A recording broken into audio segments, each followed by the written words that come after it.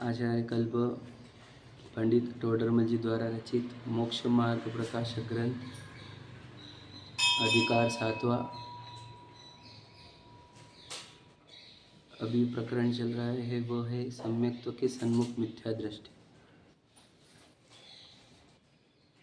जो जीव मोह के रोग से, मोह के विकार से छूटना चाहता है, वह जीव ये भावना भाता है कि मुझे सच्चे देव शास्त्र गुरु मिले, सच्चा धर्म मिले।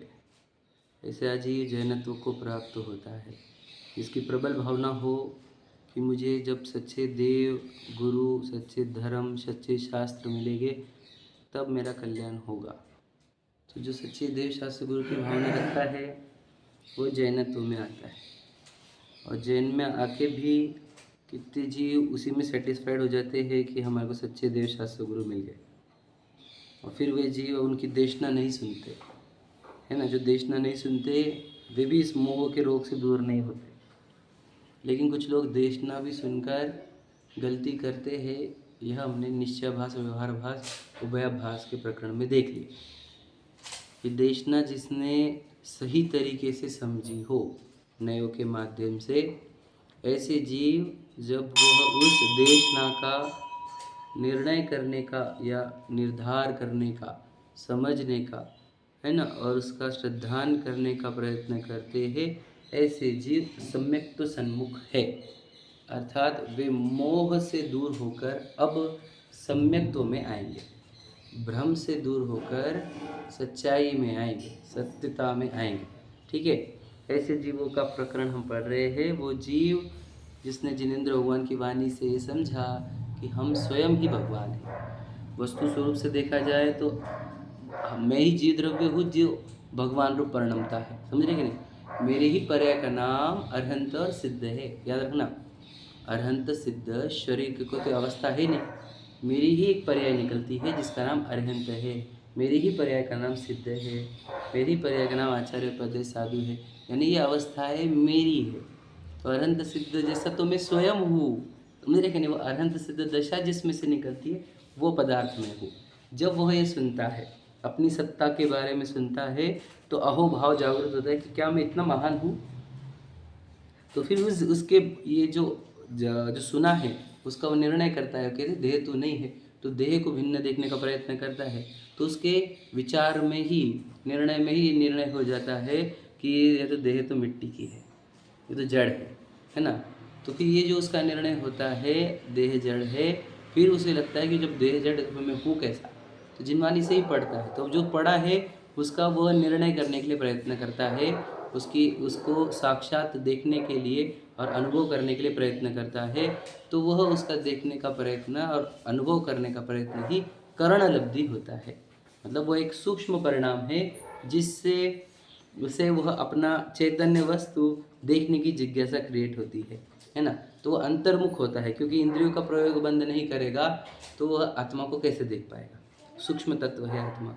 तो उसे देखने के लिए वो जो अपने अंतर्मुख होने का मतलब क्या, उपयोग को आँखों के द्वार से भी, कान, नाक, जबान, स्पर्शन इंद्रिय के भी माध्यम से बाहर ना जाने देते हुए, जहाँ नहीं मतलब बाहर की चीज़ नहीं जाननी उसको। अब उसको जानना ये है कि जानना कौन कर रहा है। समझे क्या।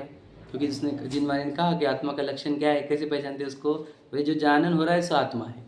तो उसको लक्षण मिल गया है क्या, कैसे आत्मा को देखते हैं, जानन कहाँ से आ रहा है। अच्छा बेटो, जानन कहाँ से हो रहा है, यह वो खोजता है अपने अंदर।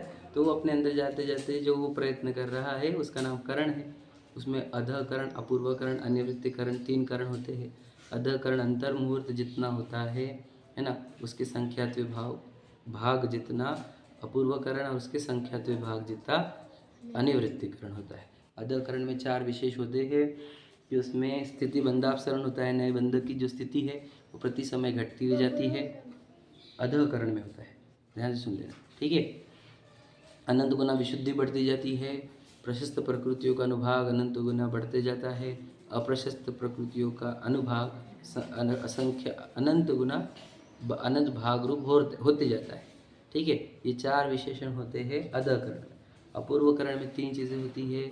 एक स्थिति कांडघात, पूर्व कर्मों की सत्ता की स्थिति घटाते जाना, है ना। अनुभाग कांड घात, अप्रशस्त प्रकृतियों की अनुभाग को घटाते जाना सत्ता वाले, और गुण श्रेणी के निर्जरा के योग्य उनको करके रखना, यह अपूर्वकरण में होता है ना। ये अपन ने कल पढ़ लिया था। अनिवृत्तिकरण की बात अपन ने प्रारंभ की थी। अनिवृत्तिकरण में कहा कि वह एक अंतरकरण करता है। पैराग्राफ पढ़ते हैं अपन, फिर उसके आगे एक्सप्लेनेशन करेंगे उसका। देखो आज बोल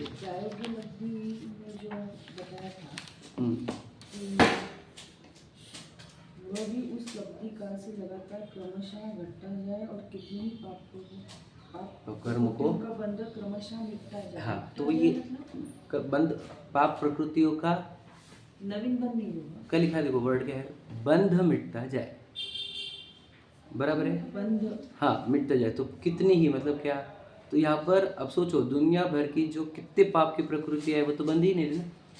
पाप प्रकृति जितने प्रकार के, कुछ एक जो बच गए हैं अपरिशस्त तरह थोड़ा बहुत, अब उतना ही तो बन रहा है। तो कितनी ही पाप प्रकृतियों का इस अपेक्षा से, ठीक है। देखो अब आगे बढ़ते हैं। हाँ, 264 पर दूसरा पैराग्राफ पढ़ रहे हैं। इस प्रकार अपूर्वकरण होने के पश्चात अनिवृत्तिकरण होता है, बराबर। उसका काल अपूर्वकरण के भी संख्यात्वे भाग है, ठीक।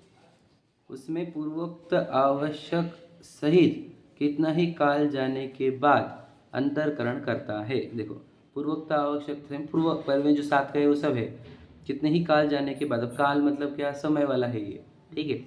जो अनिवृत्तिकरण के काल पश्चात उदय आने योग्य ऐसे मिथ्यात्व कर्म के मुहूर्त मात्र निषेध उनका अभाव करता है। एक एक शब्दों को ध्यान से पढ़ो, इधर उधर देखेंगे तो नहीं समझ में आएगा। समझ में आया क्या? देखो अनिवृत्तिकरण के काल पश्चात मतलब क्या, अनिवृत्तिकरण जो चल रहा है टाइम, हाँ अनिवृत्तिकरण, उसके तुरंत बाद आने वाले मिथ्यात्व कर्म के निषेध, देखो लिखा है ना, फिर से पढ़ो। अनिवृत्तिकरण के काल पश्चात उदय आने योग्य मिथ्यात्व कर्म के कितने निषेध, मुहूर्त मात्र के निषेध, समझ रहे, उनका अभाव करता है। समझ में आ रहा है? ध्यान सुन लेना, समझा क्या नहीं समझा? अब ये अनिवृत्तिकरण चल रहा है, अनिवृत्तिकरण का टाइम खत्म होने वाला है, उसके बाद मुहूर्त जितने, एक मुहूर्त में जितने मिथ्यात्व कर्म के निषेध उदय में आने वाले हैं उनका अभाव करता है। समझ में आ रहा है? मतलब अनिवृत्तिकरण काल का टाइम जब खत्म होगा तब मिथ्यात्व कर्म एक मुहूर्त पर्यंत जितने मिथ्यात्व कर्म के उदय आने वाले थे उसका वो अभाव करता है। मतलब अनिवृत्तिकरण के बाद क्या होगा, मिथ्यात्व का उदय नहीं आने देगा, तो क्या होगा, वही सम्यक तो होगा। समझे कि नहीं समझे? बात समझ रहे नहीं? इजी एकदम। देखो अभी एक बात बताओ, आपकी हमारी उदयावली में मिथ्यात्व नाम का कर्म का उदय चल रहा है कि नहीं चल रहा है? चल ही रहा है, इसीलिए हमको ये देह में ही दिखती है, हम प्रयत्न कर रहे हैं तो भी क्यों, अभी उदय चल रहा है उसका एक एंगल से। समझेगा नहीं? अब ये नहीं कहेंगे कर्म करा रहा है, हम ही नहीं जानना चाहते, ये बात है मुद्दी। तो मेन तो बात यही है, उपादान से ही बात करना कि मेन तो ये है कि हम ही नहीं जानना चाहते, तो उधर मिथ्यात्व कर्म का उदय भी चल रहा है, बराबर है। तो वो मिथ्यात्व कर्म का उदय कब से चल रहा है इसकी जीव के साथ? अनादिकाल से। याद रखना, अनादिकाल। अनादि का शब्द का अर्थ समझना, सिर्फ 3 अक्षर नहीं है वो याद रखना, 3 बोले तो अनंत काल है वो, क्या उसकी कोई लिमिट नहीं, जहाँ से वो हमारे को मिथ्यात्व का उदय निषेध निरंतर उदय चलते हैं। ध्यान से लेना। और अब ये जो हम जो विधि पढ़ रहे हैं अब वो है कि अब इसके बाद अब कभी संसार ही नहीं होगा। याद रखना, पढ़ने को ही नहीं मिलता अनंत जीव राशि को, कितनी जीव राशि है जिनको ये पढ़ने सुनने को ही नहीं मिलता। ध्यान सुनना, हम वो भाग्यवान है इतने पूरे अनंत जीव में से जिनको ये बात सुनने को मिल रही है कि जो विधि के अपनाने के बाद ये जीव का अब अनंत संसार नष्ट होने वाला है। समझे क्या नहीं? अनंत पूरा जन्म मरण, अभी तक का जितना जन्म मरण था, 4 गतियाँ थी, 5 परावर्तन थे, समझे क्या नहीं? इतने दुख संकट पीड़ाएं कष्ट है ना, जितने कुछ हुए इस जीव के साथ, उस सब के नाश की प्रक्रिया हम पढ़ रहे हैं। पढ़ने से नहीं, अरे आप समझे नहीं बात को, भी पढ़ने वाली बात थोड़ी है। ये जो कर रहा है वो प्रयत्न है, पढ़ने वाला प्रयत्न थोड़ी है, वो तो जो स्वयं को जानने के लिए प्रयत्न कर रहा है उसकी बात चल रही है। और जो मुहूर्त बताया वो कितना, मुहूर्त मतलब वो उसका एक टाइम है ना, मतलब वो 48 मिनट तो वो अंतर मुहूर्त हुआ, तो वो तो हाईएस्ट हो गया। तो मुहूर्त का भी एक सेक्शन है टाइम का, कुछ वो समय। देखो अवली समय, फिर आवली, अपन पढ़े ना अपने फिर वो ऐसे 4-5 नाम है, वो भूल गया मैं। तो वो उसमें एक मुहूर्त नाम का टाइम है, वहाँ से शुरू है। तो उतना टाइम तक के जो कर्म के निषेध है, समझ रहे? पीछे समझ रहा क्या? मिथ्यात्व देखो, दर्शन मोहिनी नाम की प्रकृति है। देखो 8 कर्म है हमारे, उसमें मोहिनी एक कर्म है, और मोहिनी में भी दर्शन मोहिनी है, ठीक है? तो हमारे को अभी कितने कर्मों का उदय चल रहा है आपके हिसाब से? 8 कर्मों का। एक भी कर्म का उदय भी हमारे को नहीं हो रहा है, ऐसा नहीं है, 8 कर्म का उदय चल रहा है। 8 कर्म में से 8 कर्म में सबसे स्ट्रॉन्ग कर्म किसको बोला जाता है? मोहिनी। और मोहिनी में भी दर्शन मोहिनी। वो कैसे 8 कर्मों में क्या है? सेनापति है वो, समझ रहे? वो सबसे स्ट्रांग है, उसके चक्कर में बाकी 8 स्ट्रांग होते हैं, समझ में आया? वो डेंजरस है एकदम, दर्शन मोहिनी। समझे? पहली बात समझो, दर्शन मोहिनी जैसा कोई डेंजरस नहीं, ठीक है? तो दर्शन मोहिनी हो गया सेनापति।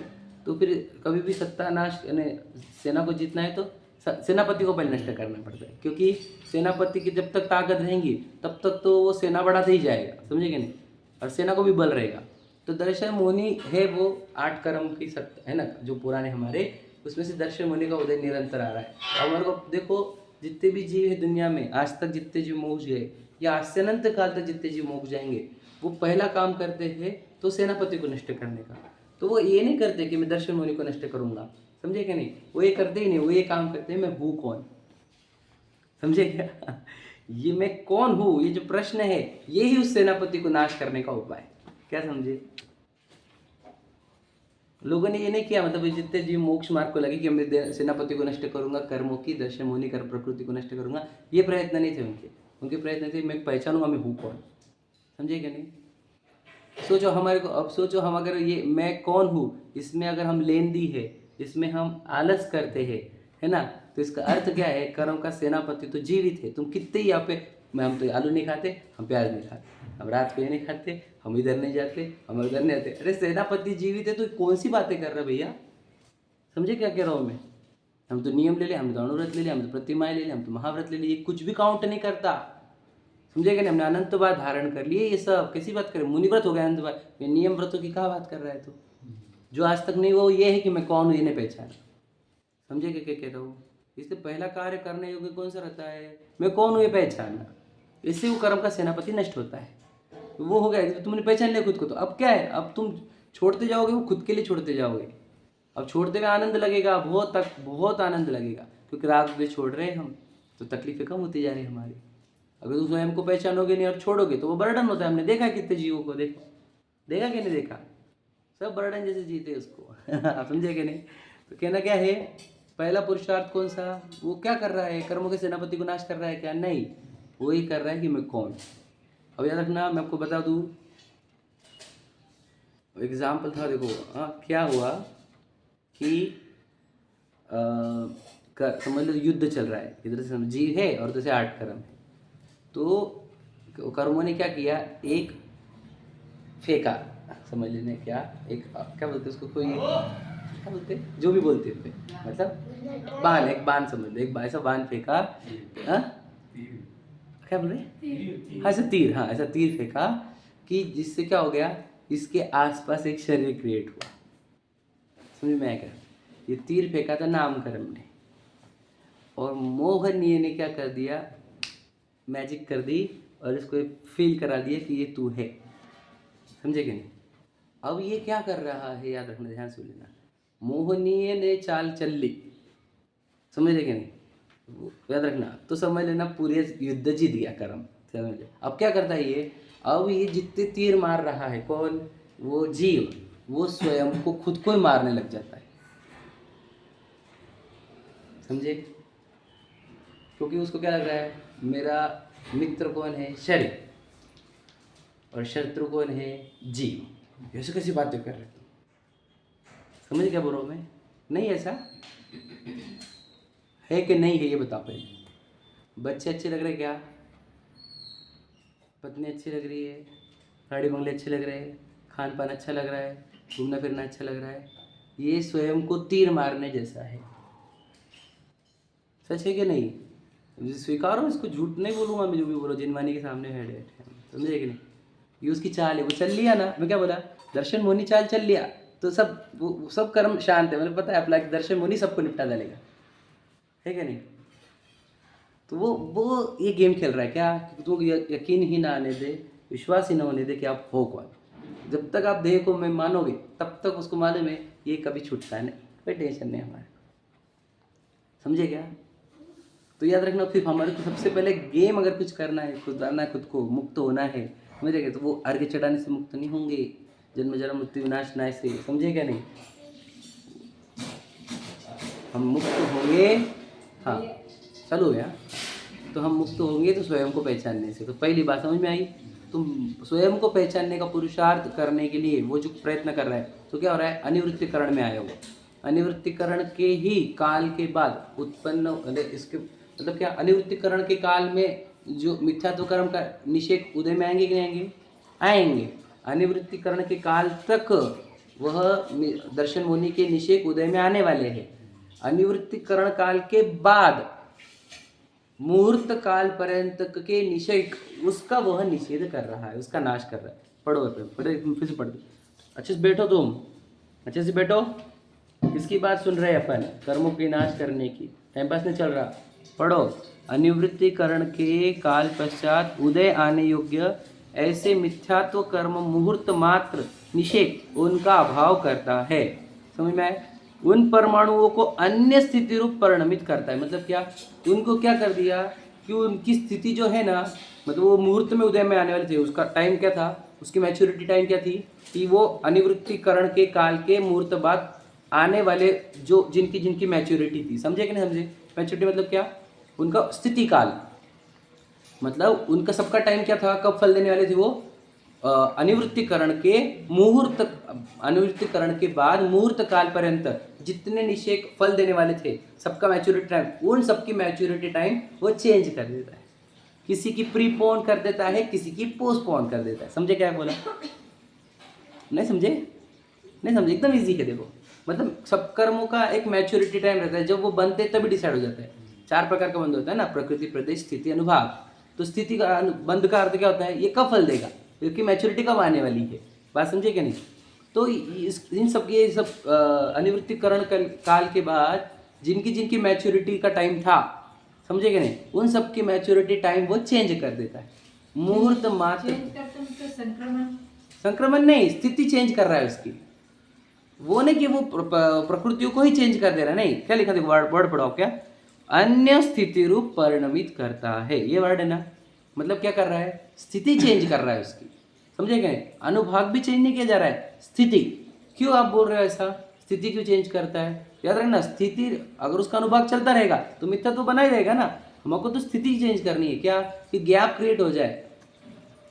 समझे क्या कह रहा हूँ मैं? दर्शन मुनि का तो वो गैप क्रिएट होने में फिर से उधर जाएंगे वो। अब बताऊंगा ना मैं उसके बाद क्या क्या होता है, वो तो सब बताऊंगा मैं आपको। फिर वो स्थिति चेंज हो रही है, मतलब वो। हाँ, तो गैप क्रिएट हो रहा है, कुछ पोस्टपोन हो रहे हैं, कुछ प्रीपोन हो रहे हैं। अब उसके आगे क्या? वो आगे का तो छोड़ो तुम, पहले ये तो दो सम्यक दर्शन, फिर मैं बता आगे का क्या होगा। नहीं, सामने दर्शन हो गया कि वो नहीं है, मतलब दर्शन वो नहीं। हाँ, मिथ्या तो क्यों उदय में आएंगे जब सामने दर्शन हो गया? बताऊंगा, वो लिखा है अगला पैराग्राफ पढ़ना, 264 पर जो लास्ट पैराग्राफ है ना, प्रश्न और उत्तर, वो यही है। ठीक है, अभी वो पढ़ मत, अभी मत पढ़ लेना, हम पढ़ने ही वाले हैं। ठीक है, उसी पे क्या करें? पढ़ रहा हो तो विशुद्धि का रहेगा ना। हाँ, जो गैप पढ़ रहा हो विशुद्धि का रहता है ना। विशुद्धि का गैप नहीं है वो, आप समझे नहीं। देखो, ये विशुद्धि के कारण गैप पड़ा, ऐसे समझो। हाँ। वो गैप विशुद्धि नहीं है, या फिर विशुद्धि भी पकड़ो, वो विशुद्धि का भी एक प्रकार है, बात वो नहीं चल रही हमारी। पर वो गैप काहे का हुआ है? दर्शन मुनि के निषेध एक मुहूर्त मात्र टाइम तक वो उदय में नहीं आएंगे। क्यों नहीं आ रहे उदय में? उदय मतलब क्या था? उदय मतलब मैच्योरिटी। उदय का सीधे मीनिंग क्या है? कर्मों का उदय बोलते हैं ना अपन। उदय मतलब क्या? जो जो फल देके निकल रहे हैं, मैच्योर्ड होके निकल रहे हैं। समझे क्या नहीं? पॉलिसी मैच्योर्ड बोलते हैं ना अपन, LIC की, वही। तो पॉलिसी मैच्योर्ड होकर निकल जा रही है, बस समझे। कर्मों की मैच्योरिटी टाइम आया, वो फल देके निकलते हैं, उसको बोलते हैं उदय। तो ये क्या कर रहा है? इनकी मैच्योरिटी टाइम चेंज कर दे रहा है। कुछ कर्मों की जो अनिवृत्तिकरण के बाद आने वाले कर्म के फल थे, उन सब की मैच्योरिटी प्रीपोन और पोस्टपोन करके कुछ टाइम के लिए कोई भी दर्शन मुनि की मैच्योरिटी नहीं आने देता। समझे? मैच्योरिटी नहीं आती तो उसका लक्षण नहीं है। नहीं, मैच्योरिटी ही नहीं आती। क्यों? कर्म का मतलब फल तो उनकी उनकी योग्यता से रहता है ना। नहीं, अपने भावों के अनुसार रहता है सब कुछ। तो वही भाव नहीं जुड़ते कि वो उदय में हाँ बता रहा हूँ, चलो इनका प्रश्न समझ गया, मैं आपका समझ गया, मैं अब इस पे आता हूँ, मेरे को प्रश्न समझ गया मैं, ठीक है। तो क्या कहा हमने कि वो गैप क्रिएट कर रहा है। अब बात चल रही है कि इसने अंदर किया क्या, कर्मों के अंदर कैसे गया ये, तो ये कर्मों के अंदर जाता ही नहीं, समझे कि नहीं बोला उसको थोड़ी मालूम है कि गैप क्रिएट हो रहा है, क्या हो रहा है, वो गैप क्रिएट भी कैसे हो रहा है, वो अपने पहुंच गया ना अपने नजदीक, अब वो अनुभव ही करने वाला है ना उसको, समझे कि नहीं। विकल्प अवस्था हाँ हाँ हाँ हाँ तो हाँ कि फिर वो क्या होगा। हाँ, तो वो अपने अंदर जा रहा है ना निरंतर खोज में कि यार मैं कौन कौन कौन कौन, तो यही भाव के कारण ये सब हो रहा है, अदा करना पूर्व करना अनिवृत्ति करें, और फिर इसी के कारण वो गैप क्रिएट हुआ, समझे कि नहीं, क्योंकि वो पहुंच ही गया। अब समझो कर्मों ने गैप क्रिएट किया कि इसने खुद ने, ये स्वयं को खोजना चाह रहा है तो कर्मों में गैप क्रिएट हुआ, समझे क्या, समझ में आया ना आपको, ये खोजना चाहता है तो कर्मों में गैप क्रिएट होगा, खोजना नहीं चाहेगा तो कर्म गैप क्यों क्रिएट करेंगे, विचार करो, सिंपल लॉजिक है, समझे कि नहीं समझे। अरे हमने अनंत काल से वो गैप क्रिएट नहीं किया है, क्योंकि हमने कभी खोज ही नहीं की हमने खुद की, समझेगा। सबसे ज्यादा बड़ा अपराध यही है, स्वयं को भूलना, समझेगा नहीं, और कोई है ही नहीं। हम कहते तुम बोलते आलू छोड़ प्याज छोड़े, हम बाहर का खाना छोड़ा, अरे वो चिल्लर बात है, वो हमें उन्हें खाओ ये नहीं बोल रहे हम, लेकिन स्वयं को नहीं पहचानना ये महाअपराध है, समझे क्या नहीं। मिथ्यात्व को सप्त व्यसन से भी बड़ा पाप कहा क्या नहीं, तो मिथ्यात्व मतलब क्या, खुद को भूलना ही है वो सप्त व्यसन से भी बड़ा पाप है, समझे क्या। इस भवतरु का मूल एक, जानहु मिथ्या भाव, पूरे भवतरु का मूल एक है वो मिथ्या, मिथ्या मतलब स्वयं को भूलना, समझो बात को, स्वयं पूरा संसार चित्र खड़ा होता है स्वयं को भूलने से, समझ में आई बात। तो क्या कह रहे हैं कि अब देखो ध्यान से सुनना, क्या कह रहे हैं वापस से कि वह उतने काल के लिए दर्शन मुनि की प्रकृतियों को, जितने भी वो मैच्योरिटी देने वाले थे उनको वो प्रीपोन पोस्टपोन करके एक गैप क्रिएट करता है, ठीक। देखो, तथा अंतरकरण करने के पश्चात उपशमकरण करता है, मतलब क्या, वही एक गैप क्रिएट होना, वहां पर वो जो टाइम पे उदय नहीं आ रहे हैं वही क्या है, उपशम है, समझ में आ रहा है। जितने टाइम के लिए उदय नहीं आ रहे वो उपशम हुआ, समझे क्या नहीं, उपशम समझते कि नहीं समझते, दबा दिया कर्मों को, ऊपर नीचे कर दिया ना, इसलिए अंतरकरण द्वारा अभाव किए गए निषेकों को के ऊपर वाले जो मिथ्यात्व के निषेक है उनको उदय आने के अयोग्य बना देता है। मतलब क्या कि वो अंतरकरण के बाद, समझ रहे, ऊपर जो उदय में फल देने वाले थे उनको क्या लिखा उन्होंने, देखो मिथ्यात्व के, उनको उदय आने के अयोग्य बनाता है, मतलब उदय आने देता नहीं उनका। ये तीन ही सेंटेंस का एक ही अर्थ। थोड़ा सा डिफरेंस है अंतरकरण में और उपशमकरण में है डिफरेंस, पर वो मैं ज़्यादा खोल नहीं रहा हूँ, शॉर्ट में छोड़ दे रहा हूँ, समझ रहे है, उसके अंदर थिन डिफरेंस है। देखो बताऊंगा, पढ़ेंगे अपन क्या कर रहे हैं। पहले तो हुआ अंतरकरण, मतलब क्या, स्थितियाँ चेंज कर देना, फिर आगे क्या कहा, उपशम किया, स्थिति चेंज करने के बाद उपशम किया, उपशम में क्या किया, उदय, अंतरकरण द्वारा अभाव किए गए निषेकों के ऊपर वाले जो मिथ्यात्व के निषेक है उनको उदय आने के अयोग्य बनाता है, इत्यादि क्रिया अनिवृत्तिकरण के अंत समय के अनंतर जिन निषेकों का अभाव किया था उनका काल आए तब निषेकों के बिना उदय किसका आएगा। समझ में आ रहा है, शॉर्ट में समझा, बट शब्द कठिन है। मैंने बीच में आपको ये सवाल पूछा था क्या, गैप के बारे में। हाँ हाँ हाँ, तो देखो क्या कह रहे हैं कि फिर क्या किया उसने, वो जो मुहूर्त काल है किसके बाद का, अनिवृत्तिकरण के बाद का, उस समय में जितने दर्शन मुनि के निषेक उदय में आने वाले थे, फल देने वाले थे, उन सबको एक तो उन्होंने क्या कर दिया, स्थिति चेंज कर दी, उदय ऊपर जो उदय आने वाले थे, उदय देने वाले थे, उन सबको अभाव कर दिया, तो अब उदय नहीं आ रहा है, समझ रहे कि नहीं, मतलब उतने टाइम के लिए दर्शन मुनि का उदय नहीं है, इसका अर्थ क्या है, उतने देर के लिए सम्यक दर्शन है, समझे। आपको सुनने को ऐसा लग रहा है, सुनने से क्या होगा, मैं आपको बता नहीं रहता था, पूरी दुनिया जितने संसार है, जितने मेरे अनंत काल के जन्म मरण है, सबका अभाव हो गया, खत्म, पिक्चर ही खत्म हो गई, इस संसार में जन्म मरण की पिक्चर ही खत्म। अब मुझे कोई रखड़ा नहीं सकता संसार में, कोई मुझे नरकों में भेज नहीं सकता, कोई मुझे निगोद नहीं भेज सकता, समझे कि नहीं। अब मुझे समझेगा नहीं, कोई भी नहीं न, तिरियंशों में प्रथम नरक भी षट भुजोति श्वान शब्द, पहले नरक गति बंदी होंगी तो की बात है, समझेगा नहीं। प्रथम नरक भी षट भुजोति श्वान भवन षंड नारी थावर विकलत्रय पशु में नहीं उपजत संवित, कुछ नहीं होगा हमारे साथ। 2-4 भाव रहेंगे, उसमें भी कैसा रहेगा कि हमारे को देह भिन्न दिखेंगी और इस सब रोलर कोस्टर जैसे घूमता दिखेगा और हमारे को मजा आएगी उसकी समझे। वो भी ऐसा रहेगा, बाहर नारक दुख भोगत अंत सुखरस घटा घटी, समझ में आया? ऐसा ऐसा जैसे मूवी देख रहे हैं ऐसा रहेगा वो, समझे कि 2-4 मूवी रहेंगे ना ऐसा कि जैसे आप मूवी को एंजॉय करते हो, बिल्कुल वैसा एंजॉय करता है सम्यक दृष्टि से। शाही समय तो होंगे तब ना वैसा। अरे आप सम्यक दृष्टि की बात करो, आप लोग बाद में अपने उतरेंगे उसमें शायिक उपशम शयोपशम वाले। अभी सिर्फ समझ लो सम्यक दृष्टि। सम्यक दृष्टि 3 प्रकार के होते हैं, लेकिन सम्यक दृष्टि का जीवन कैसे होता है वो समझा रहा हूँ, तो समझ में आया आपको? उसके लिए जीवन में क्या रहता है कि वो जैसे मूवी देख रहा हो वैसे ही इस बॉडी की पूरी एक्टिविटीज देखता है। जो चक्रवर्ती बना उसको मूवी दिखती है, हम कैसे हमारे को आदत है कि जो बॉडी दिख रही है उसको अटैच करके देखे खुद को, उसको वो चक्रवर्ती में दिखता ही नहीं, उसको लगता है चक्रवर्ती की एक मूवी चल रही है और मैं उसको देखने वाला हूँ, समझे क्या? उस मूवी में उसको देह की एक्टिविटी भी मूवी दिखती है और उत्पन्न होने वाला राग भी मूवी दिखता है। थोड़ा गहराई से समझना, सूक्ष्मता है, समझे कि नहीं?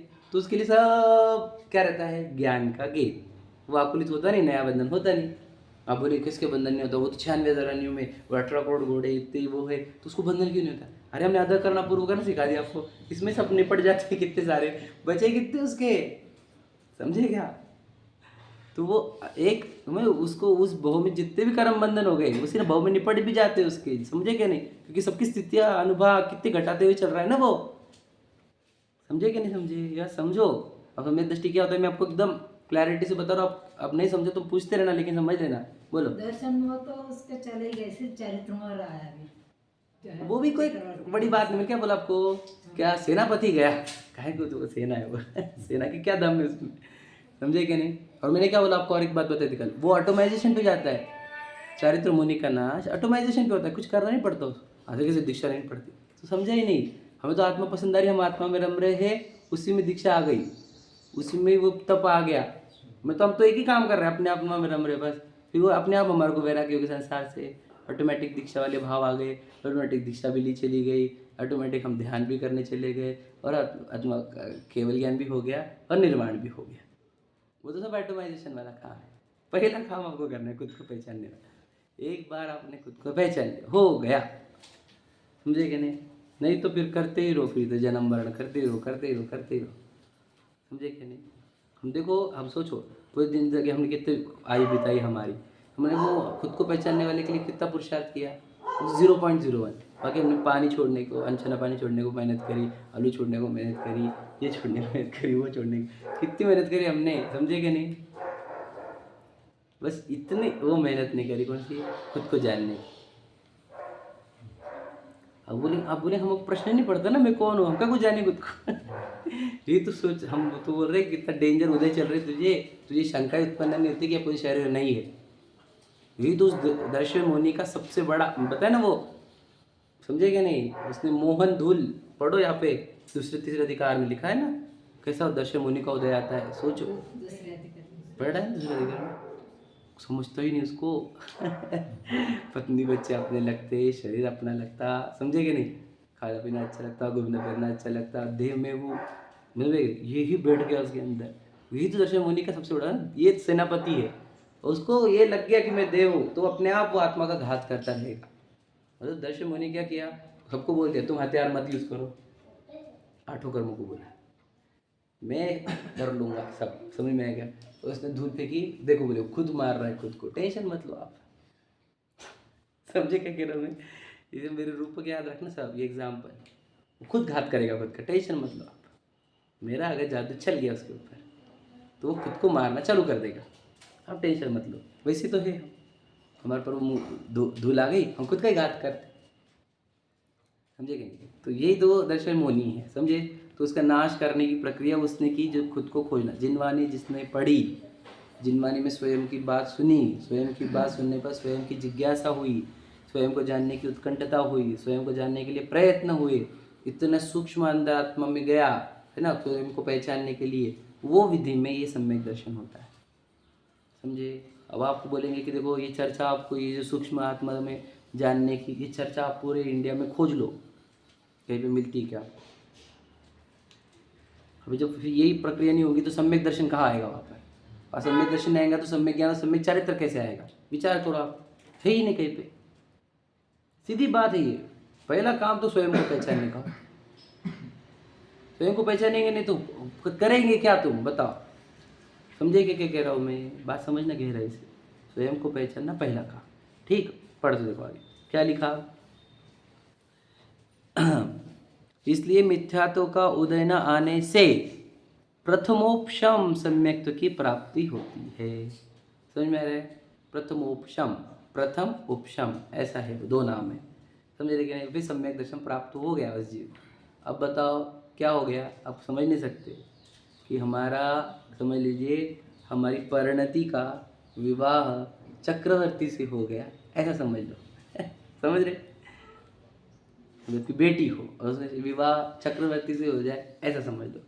कि हमारी परिणति को आज तक ऐसे भिखारी मिले थे और उसको भगवान मिल गया। समझ रहे? तो उसने वर्ण कर लिया, अब हो गया है, शादी पक्की हो गई। अब क्या, बस थोड़े से रस्म होंगे और मुक्ति रमणी के साथ। समझे क्या? ये सच है, ये जो बता रहा हूँ ये सब जिनवानी के लिखे हुए रूपक है। समझे क्या? अब बस देखो मिल गया उसको। अब क्या, अब उसको कौन सी चीज़ सुहाएगी बताओ? पत्नी सुहाएगी, मिट्टी के वो आकार, सोना सुहाएगा उसको, चांदी सुहाएगी, बताओ क्या सुहाएगा उसको? वो हीरा, सब पुद्गलिक दिखते उसको एक भी चीज़ अट्रैक्ट नहीं करती। समझे क्या? नहीं, एक भी चीज़ नहीं। वो तो बस चाहता है कि रम जाओ अपने आप में। रमते नहीं आता तो ठीक है, लग गया इधर थोड़ा बहुत उधर। समझे क्या? उसको तो पसंद ही नहीं कोई चीज़ अट्रैक्ट नहीं करती उसको। समझे क्या? अरे वाह अरे वाह अरे वाह, ऐसा नहीं रहता उसके जीवन में। कोई चीज़ अरे वाह नहीं होती उसको। काग बीट समगिनत है, काग बीट एक कौवे की बीट जैसी दिखती उसको। सब चक्रवर्ती की संपदा भी और इंद्र शरी के भोग भी। सच्चाई है ये। इधर दिख रहा है ज्ञान का, आनंद का स्रोत, जिसमें से ज्ञान और आनंद बहता है। अब यहाँ पर वो दिख रहा है और बाकी सब पुद्गल दिख रहे हैं। कहाँ पसंद आएगा उसको? हमको अभी बाहर पुद्गलिक की रचना पसंद आ रही, इसका अर्थ ये है आपको ज्ञान और आनंद का स्रोत पता नहीं चला, शाश्वत भगवान पता नहीं चला, है ना? वास्तविक वस्तु, सबसे महान चैतन्य हीरा वो दिखा ही नहीं, इसलिए मिट्टी पसंद आ रही है अभी भी। मिट्टी के आकार में इतने आनंदित, वाह वाह वाह। देखो तो उनको ऐसा लगता है कि क्या मिल गया इनको। इनके चेहरे के आनंद देख के मुझे लगता है इसमें मिल क्या इतना भारी। मिला तो मिट्टी चीज। तो किस बात की खुशी चल रही है? सोचो, इतना भ्रम, दर्शन मुनि कैसा खेल रहा है। तो कोई नई आत्मा को समझता, हम देखते उसके दर्शन मुनि क्या क्या खेल रहा है। इधर उलझाओ उधर उलझाओ, ये खा वो कर, खाओ पियो, इधर जाओ उधर जाओ, मैं बेटा मैं बेटी। समझ गया? बहुत इसके साथ खेला जा रहा है। तो ये सब करुणा के पात्र है, ये निंदा के पात्र नहीं, ये दया के पात्र। बेचारे लगते हैं हमारे को, ऐसा लगता है दया आती उन पे। ये बेचारे कब समझेंगे खुद को? इसलिए अंदर कोई भावना होती ना, वो ये होती है सभी जीवों को बोधि और समाधि की प्राप्ति। बोधि मतलब उनको पता चले कि मैं कौन, और समाधि उनको साम्य भाव की प्राप्ति हो।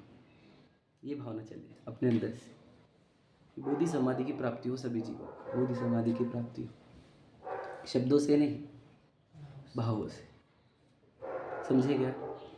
ये तो ऐसे चाहिए, वो तो ऐसे चाहिए, तो क्या समझेगा बेटा? तो भी समझा नहीं, वो जीव है। समझे क्या?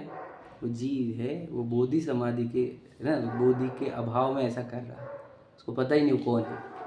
ठीक है, पढ़ देखो क्या लिखा है। अनादि मिथ्या दृष्टि के सम्यक तो मोहनीय और मिश्र मोहनी की सत्ता नहीं है। मतलब क्या? ध्यान से सुन लेना। दर्शन मोहनी की तीन प्रकृति, मिथ्यात्व, सम्यक मिथ्यात्व और सम्यक प्रकृति। तो ये तीन प्रकृतियाँ अनादि मिथ्या दृष्टियों को नहीं रहती है। ये समझे क्या? नहीं, उसको एक ही प्रकृति रहती है, मिथ्यात्व। समझे क्या? एक बार उसका सम्यक्त हो जाए फिर वो तीन टुकड़े गिरते हैं उसके मिथ्यात्व के। समझे क्या? एक मिथ्यात्व, फिर सम्यक मिथ्यात्व, सम्यक प्रकृति ऐड होती है उसमें। वो गैप के बाद अगर सम्यक मिथ्यात्व का उदय आया तो वो दूसरे गुणस्थान में जाता है, साधन तीसरे गुणस्थान में, मिश्र गुणस्थान में। समझ में आया? वापस मिथ्यात्व का उदय आया तो पहले गुणस्थान में, मिथ्यात्व के गुणस्थान में। समझ में? और सम्यक तो प्रकृति का उदय आया तो वह चौथे गुणस्थान में ही रहता है, लेकिन क्षयोपशम सम्यक तो कहा जाता है उसको वेदक सम्यक तो भी कहा जाता है। उसके अंदर दोष है कि नहीं? है, क्योंकि सम्यक तो प्रकृति जो है वो देशघाती है। समझे? ऐसा सुन लेना जो बोला जा रहा है वो। तो उसमें दोष है, लेकिन कौन से? चल मल अगाड़। समझ रहे? ये सिर्फ नाम सुन लो अभी, समझ रहे? चल मल अगाड़ दोष रहता है उसके अंदर, और सम्यक तो भी बना रहता है। समझे क्या कह रहा हूँ? बात समझ में आ रही है? तो ये तीन, हाँ हाँ, 6 महीने के पीरियड यही रहता। वो टाइम वाला तो याद नहीं मुझे। शिवक्षम लब्धि का बोल रहे ना, ए शिवक्षम सम्यक तो का बोल रहे क्या?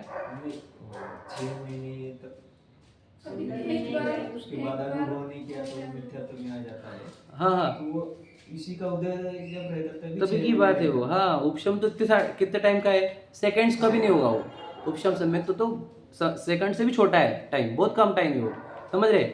उसके बाद क्या होगा उसके ऊपर निर्भर करेगा। मतलब गैप हुआ उतने देर तक तो क्या हो गया? आत्मानुभव हुआ, ज्ञान अपने आत्मा को देख चुका, और श्रद्धा भी उसके अंदर मैं अपना स्थापन कर गई। समझ में आया? इतने टाइम में। अब इसके बाद क्या होता है? अब इसके 3 टुकड़े हो गए। यदि जो दर्शन मुनि तो ऊपर वाले थे उसके 3 टुकड़े हो गए। इन तीनों में से मिथ्यात्व को उदय है वापस में, तो वो पहले गुण स्थान में। सम्यक मिश्र, वो जो मिश्र प्रकृति का उदय है तो तीसरे गुण स्थान में गिर के वापस पहले गुण स्थान में, क्योंकि वापस उसका मिथ्यात्व को उदय आ जाता है। और अगर वह उसका सम्यक प्रकृति का उदय आया तो सम्यक दर्शन बना रहेगा, लेकिन शयोक्षम सम्यक तो चलमल अगाड़ दोष वाला। समझ में आ रहा है? आगे इतना समझ में आ गया? ये था ना प्रश्न।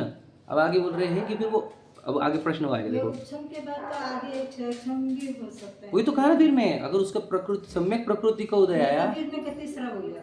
पहला भी गिरता है ना। देखो, मिथ्यात्व का ही उदय आया तो पहले में गुण स्थान में गिर जाए। सम्यक मिथ्यात्व का उदय आया तो तीसरे में गिर के वापस पहले में आ जाएगा। समझे? और सम्यक प्रकृति का उदय आया तो वेदक सम्यक दृष्टि, शयोक्षम सम्यक दृष्टि। समझ में आया क्या? सम्यक प्रकृति तो तीसरी आती है। अरे वो क्रम का छोड़ो आप, जो नाम है ना उसकी। सम्यक मिथ्यात्व नाम क्या हो गया? 2 है, इसका अर्थ क्या हो गया? मिश्र आ गया। और सम्यक प्रकृति का नाम क्या? नाम ही प्रकृति उसका, कौन सी? सम्यक प्रकृति। तो सम्यक दर्शन बना रहता है उस प्रकृति के उदय में। समझ लीजिए और पढ़ लेना, कंफ्यूजन हो जाएंगे। ये समझ में आया बाकी सबको? देखो आगे, अनादि मिथ्या दृष्टि के सम्यक मोहनीय और मिश्र मोहनी की सत्ता नहीं। उन्हें सम्यक मिथ्यात्व का नाम वर्ड दिया मिश्र मोहनी, और एक सम्यक मोहनी। इसलिए वह एक मिथ्यात्व कर्म की ही उपशम करके उपशम सम्यक दृष्टि होता है। मतलब वहाँ पे एक ही प्रकृति थी हमारे पास दर्शन मुनि की, उसी का उपशम किया और सम्यक दृष्टि हो गया। ठीक है? तथा कोई जीव सम्यक तो पाकर फिर भ्रष्ट होता है। समझे कि नहीं? ऐसी किसी बात है, यही तो प्रश्न है ना हमारा, है ना? उसकी दशा भी अनादि मिथ्या दृष्टि हो जैसी हो जाती है कि कोई चीज सम्यक तो प्राप्त किया फिर भ्रष्ट हो गया। तो वो कैसा हो गया? हो गया अनादि मिथ्या दृष्टि से। मतलब क्या? उसकी 3 प्रकृतियां हुई होगी तो वो भी एक हो जाती है वापस से। समझे? क्रिएट हो गया, छोड़ के फिर से वो हाँ, सम्यक तो पाके भी भ्रष्ट होता है। एक तो कोई उपशम से डायरेक्ट भी मिथ्यात्व में आ जाए, उपशम सम्यक तो हुआ वापस मिथ्यात्व में आ जाए। ऐसा भी होता है ना, क्योंकि क्या मिथ्यात्व का उदय आ जाए। तो हम बोलते हैं कि कर्म क्यों डिसाइड करेंगे कि मैं मिथ्यात्व में आऊँ, कि मैं सम्यक्त्व में जाऊँ, कि मैं मिश्र में आऊँ? कर्म डिसाइड करेंगे क्यों? पुरुषार्थ, समझे कि नहीं? वो नहीं डिसाइड कर रहे, तू डिसाइड कर। तुझे इतनी अनमोल वस्तु मिली, अब तू कैसे, अब उसको कैसे इग्नोर कर सकता है? चैतन्य हीरा मिला ना, भगवान मिल गया ना, सिद्ध समान सत्ता मिल गई ना, अनंत सिद्ध जैसा परमात्मा तत्व मिल गया ना। तुझे वापस देह का अट्रैक्शन क्रिएट कैसे हो गया? देह की रुचि आई कैसे? संयोगों की रुचि आई कैसे? भोगों की रुचि आई कैसे? संसार की रुचि आई कैसे? समझे? तो इससे वो भ्रष्ट हो जाता है, आत्मा की रुचि रहनी चाहिए। एक बार अनुभव हो गया, उसके बाद फिर ये जो नीचे गिरता है वो, तो उसका टाइम समय नहीं होगा ना तुरंत। हाँ, तो 6 महीने का टाइम का कुछ है ही वो नहीं। शिवक्षम सम्यक में अगर उसके सम्यक प्रकृति का उदय चल रहा है, सम्यक दृष्टि है, और 6 महीने में आत्मा का अनुभव ना करेगा, तो वो वाली बात है अगले पैराग्राफ में, भूल जाता है वो, भूल जाता है। हाँ, पहले उसको, बार जब सम्यक दर्शन होता है उसको प्रथम उपशम बोलते हैं। हाँ, लेकिन दूसरी बार अगर वापस से प्रकृति 3 की 1 हो गई और फिर वापस सम्यक दर्शन करेगा तो उसको भी प्रथमोपशम ही नाम दिया जाता है। समझे क्या? 3 है ना, वो कौन से है? सम्यक दृष्टि के 3 है ना। क्या? उपशम, प्रथमोपशम, प्रथमोपशम, शायिक और शायिक और प्रथमोपशम पता चला। उपशम, शयोपशम, शायिक, अच्छा, ऐसा ही है। 3 तो है बस। शोयक्षम बता दिया, उपशम बता दिया। और क्षयिक क्या, जो वो कर्मों की सत्ता ही पूरी नष्ट कर देता है। कौन से दर्शन मुनि की सत्ता ही नष्ट कर देता है, अंदर से कोई स्टॉक ही नहीं बचने देता। शायद कब होता है तो शोयक्षम वाला ही, जो शोयक्षम सम्यक दृष्टि होता है, वो ही केवली और शुद्ध केवली के पाद मूल में ऐसा पुरुषार्थ कर लेता है कि मैं तो आत्मा ही हूँ, मैं तो कभी शरीर नहीं हूँ। तो उसका ये पुरुषार्थ से समझ लीजिए, तो मेरा काल्पनिक है। उससे दर्शन मुनि की पूरी प्रकृति अंदर की धड़ धड़ धड़ धड़ नष्ट हो जाती है, तो वो शायद सम्यक दृष्टि हो जाता है। समझे? उपशम जब होता है उसी वक्त वो ज्यादा उग्र पुरुषार्थ करे तो देख शायिक हो जाए, ऐसा नहीं है। वो उपशम से शोयक्षम होता है और शोयक्षम से शायिक होता है। ये क्षयक्षम की तरह का है, उपक्षम तो समझ गया कि शोयक्षम का टाइम बहुत बड़ा है, बहुत बड़ा रह सकता है शोयक्षम का टाइम, है ना। शास्त्र में लिखा वाला है, मैं एग्जैक्टली नहीं बोल सकता, लेकिन बहुत बड़ा टाइम है। शोयक्षम सम्यक तुम्हें बहुत साल दे सकता है। साल मतलब साल की बात नहीं है, बहुत बड़ा टाइम लिखा है। मतलब वो पूर्व में है, शायद पूर्व में। मैं बताऊंगा उसका टाइम आपको। बोलो क्या बोल रहे हैं? शोयक्षम नहीं, उपशम जाके वापस उपशम आ सकता है अर्धपुत के बाद। शोयक्षम है तो सम्यक तो है ही, तो उसको अर्धपुत शोयक्षम है अगर तो सम्यक दर्शन है ही, सम्यक दर्शन है ही, तो फिर तो कोई बात ही नहीं, कोई बड़ी बात, जल्दी जाएगा। क्षयक्षम में से गिर सकता है क्या? शोयक्षम से भी गिर सकता है, 6 महीने में आत्मस्वरूप का अनुभव नहीं किया तो।